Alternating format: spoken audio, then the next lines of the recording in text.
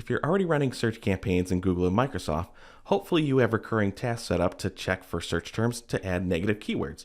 This helps you make sure that you're reaching the right audience as best as possible and to prevent from wasting ad spend. Well, the same thought can be applied to display, video, or audience campaigns within the same channels. If you're running those higher awareness campaigns, you probably want to keep checking to see if your ads are on good websites at all or reaching the right audience, again, to hopefully save you some ad spend and to get in front of the right user. So in this video, we're going to talk about placement exclusions. We're going to show you where you can review where your ads are being shown. We'll show you the variety of levels where you can exclude placements, and then we'll show you some proactive tips on how you can research what you might want to exclude before you even launch a campaign. This Paid Media Pros video is sponsored by Opteo, the smarter, more efficient way to manage Google Ads. Opteo's platform operates as a second pair of eyes on your accounts, regularly monitoring performance trends to make data-driven optimization suggestions for keyword strategies, bid optimizations, ad copy creation, and more. Better yet, you can save time by implementing their suggested changes directly in their user-friendly interface. Opteo is extending their free trial period for Paid Media Pros viewers for 60 days, meaning you get 2 full months of testing and using Opteo on your accounts before you pay a dime. If you're interested in giving it a shot, click the link on the screen right now or in the video description to get started. I'm in the new Google Ads interface, and just in this particular view, I have it sorted by display and video. I know I'm not here to talk about the new interface. Michelle has a run through about it. You can check it here, but one of the cool things about it is that you can create a view. And I'm just looking at display and video campaigns because that's pretty much the main way that I look at placement reports. So if you're asking, hey Joe, how come you haven't included search within this view? Because search does give you the option to add display expansion to it. And that is because Michelle and I never add display to our search campaigns. They perform completely different. The user intent is completely different, and I don't want to mix those two together. Will we probably be forced to at some point? Most likely. And I know it's a hidden feature within your campaign settings that Google really tries to push you to do every time. So if you're new to Google Ads, please do not enable display for your search campaigns. Make it a separate campaign. So sticking with display and video. So within the new interface, you need to go up to the sandwich menu up top, make sure this navigation is expanded, and you want to click on Insights and Reports. Then you will want to choose when and where ads showed. The first tab is when the ads showed, but we want to look at where the ads showed. They're letting me know I'm looking at the year so far. I just purposely did that so we can get a good quantity. I'm going to close this out again. And there we get the placement of where our display or video ad showed, along as which campaign and ad group it came from. Now before you say anything, you're going to find a lot of junk placements. This is before we added a bunch of exclusions. Remember, I'm looking at the entire year. A lot of this is before we took over. Both display and video campaigns do give you the option to manually select placements. It's a little bit more difficult now within YouTube ads, and I explain that further in this video about YouTube placement targeting here. So if you are running specific campaigns or ad groups with manual hand-picked placements, you may not need this report as much because you are purposely trying to show up on those placements. However, a lot of these display and video campaigns use audience targeting, whether it's the default in-market segments within the channel, whether you're creating a variety of remarketing audiences, or building your own custom segments. You know what the previous interaction with your brand is, but you don't know where that user is going to go on the display network or on YouTube after they have interacted with your brand. So we like to look at the specific placement report to get a better understanding of what these users are interacting with. So right off the bat, we see kids channels. This is a manufacturing client. They do not want to reach out to kids. Odds are, most likely, the person that they do want to reach out to has given their device to a child. And there's more ways that could happen. I'm not going to get into it. We do have an older video with, I admit, a list that hasn't been updated in a while of how you can exclude kids channels. But since I've released that video, there's been many other companies and websites that have a much longer list of kids channels to exclude. Highly recommend that you research those and add those exclusions to all of your YouTube campaigns. But let's just choose one, Disney Junior. You can go up and down the line. If I scroll down further, select a variety of these, anyone that you want to exclude, go up to edit, and then you can choose to exclude them at the campaign level or at the ad group level. This would be the recommended route if you find that some exclusions make sense for some campaigns or ad groups, but not others. And that's easy enough to do. I want to scroll down and find some other options here. And the only reason I'm blocking out all the placements from the view is so you can focus on this one. Let's say you find a website. Many of you might be familiar with what this website is. But this is a perfect example. If you see something like this in your report and you're not sure what it is, or if you should block it out, you can click on it. It will send you to this website.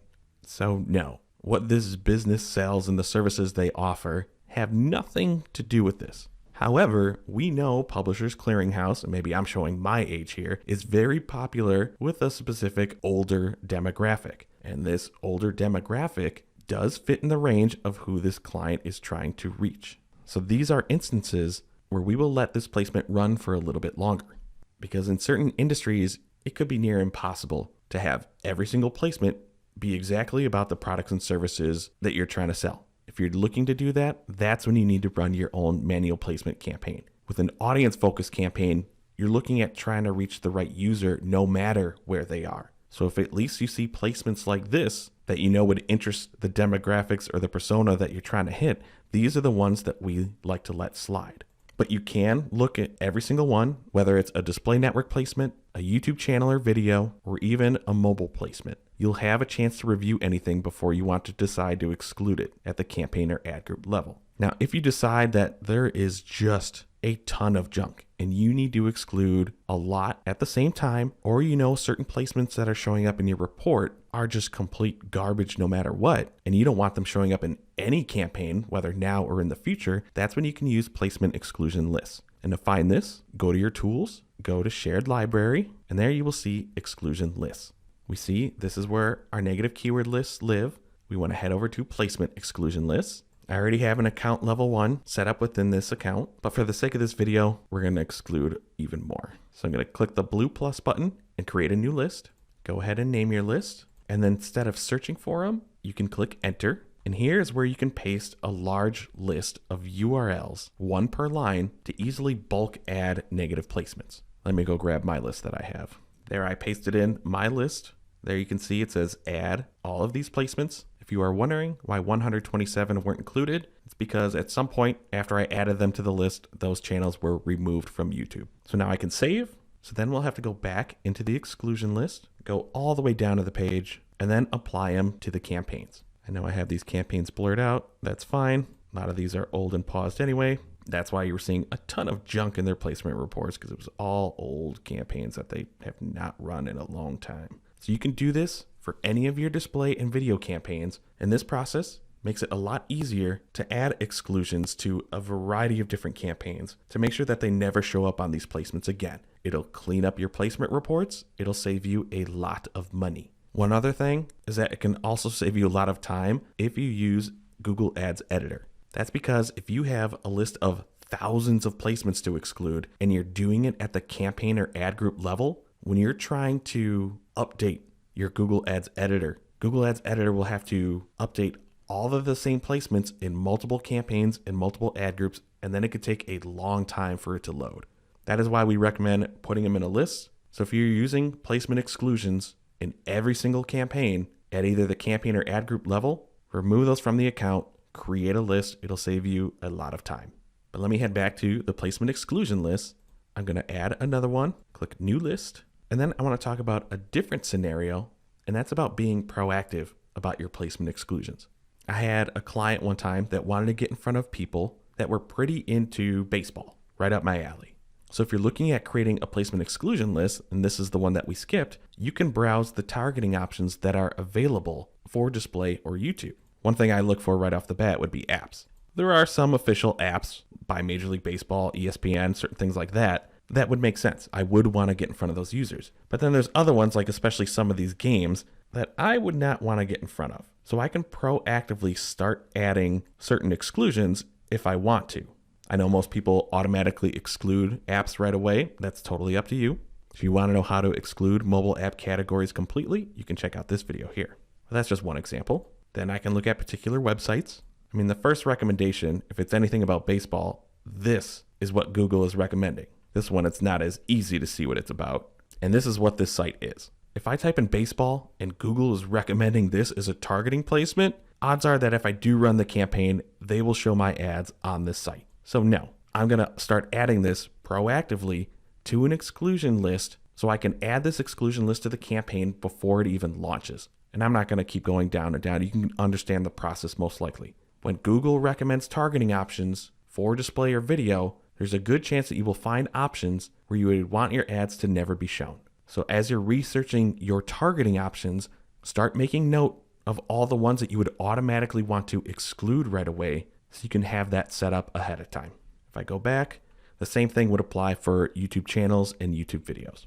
It's just going to cancel out of this because this does not apply for this account. But as you probably saw, you can upload a list of placement exclusions. Like I said, if you're going on Google, a lot of websites have different lists beyond just the kid channel one that I mentioned, foreign language site, music video site, political placements, those sort of things. If you want to exclude certain lists, go find them on Google, upload them here, or you can schedule a list, but usually I'm pretty proactive and want things up immediately. So this is the Google side. If I go to a Microsoft account, it has been well over a year where Microsoft has been removing the ability to target just search only. They are now forcing us to also include the audience network within our campaigns. This is like I was saying earlier that Google wants you to use the display network with the search ads.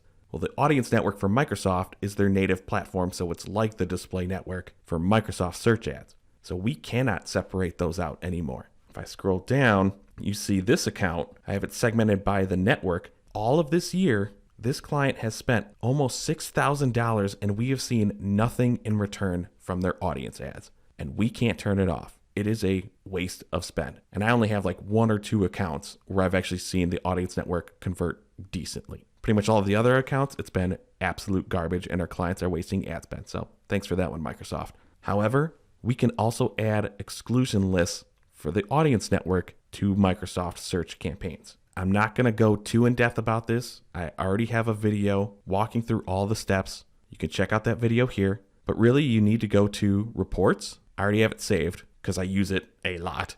Go to the arrow next to default reports. I highlighted over performance, and there you see website URL. Here you'll want to add a filter for network, and then you'll want to choose audience. Click apply. If you are running audience only campaigns, then you'll want to add another filter, making sure you're including just your search campaigns. But this client's Microsoft account has only done search campaigns, so I don't need to do that. And if I expand this, here are all the placements where our search ads have appeared, in this case, just the last month. So I'd want to go back, probably do all time, see where I'm wasting spend, or in this case, haven't seen a single conversion yet this year. So I'm going to export all of these URLs. Then just like Google, you can go up to tools.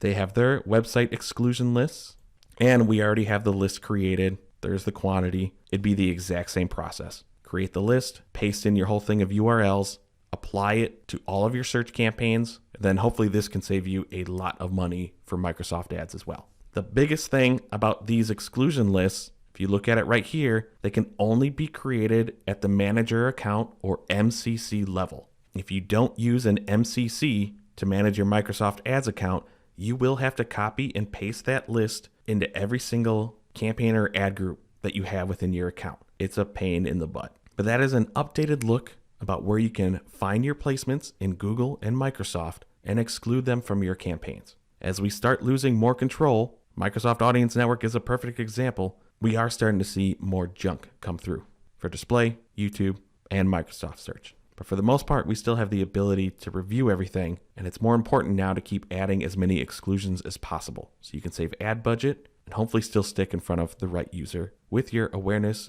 or remarketing campaigns. If you have any questions on placement exclusions or want to share some other awesome tips that I did not mention, please leave a comment below. Thanks for watching our video. We really appreciate it. If you liked it, give us a thumbs up below. If you really liked it, maybe think about subscribing to the Paid Media Pros YouTube channel and you'll get alerted every time a new video drops. If you really liked it, you can help support the channel by checking out some of the t-shirts that we're wearing on our merch shelf, as well as looking at the Super Thanks button.